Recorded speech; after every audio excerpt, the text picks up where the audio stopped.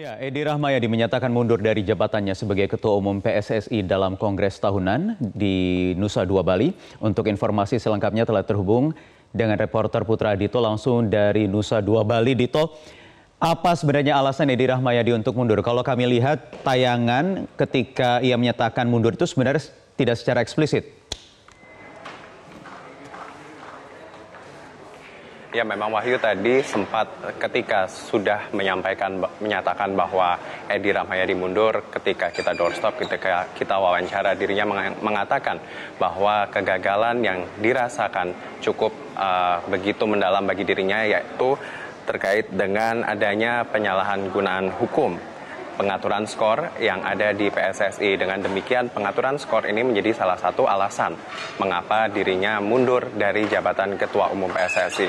Selain dengan adanya beberapa pengurus PSSI yang terlibat dalam pengaturan skor, terkait juga ada kerusuhan yang sering terjadi ketika liga berlangsung sehingga bahkan menimbulkan adanya korban yang meninggal dunia selama pengurusan dari Ketua Umum PSSI Edi Rahmayadi.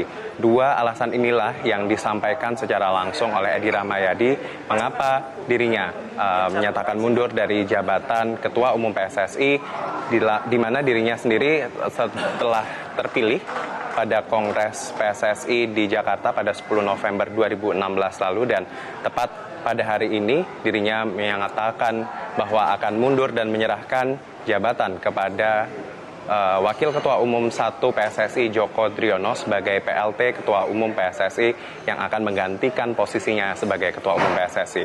Wahyu. Ya, Dito, kemudian bagaimana tanggapan dari para pemilik suara terkait mundurnya Edi Rahmayadi?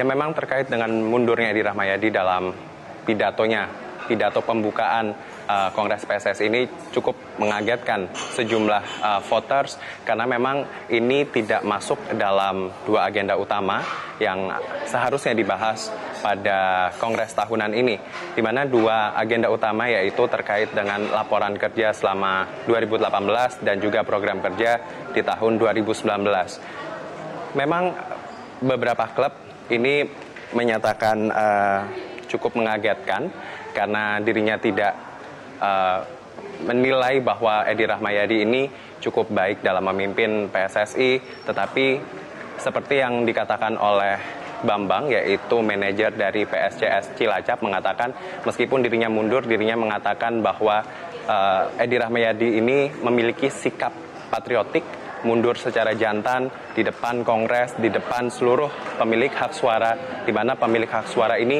terdapat 85 pemilik hak suara yang datang untuk mengikuti Kongres tahunan PSSI. 85 voters ini terdiri dari 34 asosiasi provinsi, 18 klub Liga 1, 16 klub Liga 2, 16 klub Liga 3, dan 1 asosiasi futsal. Dan berikut pernyataan selengkapnya terkait dengan mundurnya Edi Rahmayadi dari pihak klub PSCS Cilacap, Bambang. Berharap ini adalah titik balik yang tepat untuk lebih baik lagi PSSI di masa yang datang.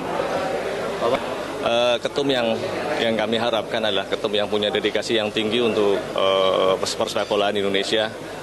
Kemudian yang ada permasalahan yang banyak sekali di PSSI, kami harap bisa menyelesaikan dan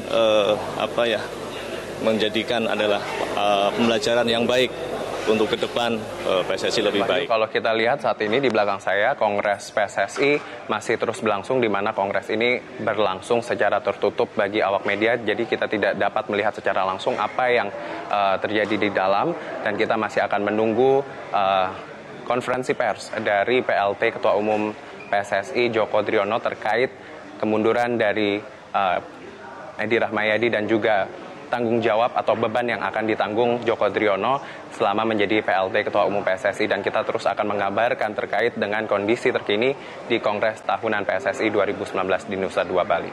Wahyu. Baik, Putra Dito melaporkan langsung dari Nusa Dua Bali.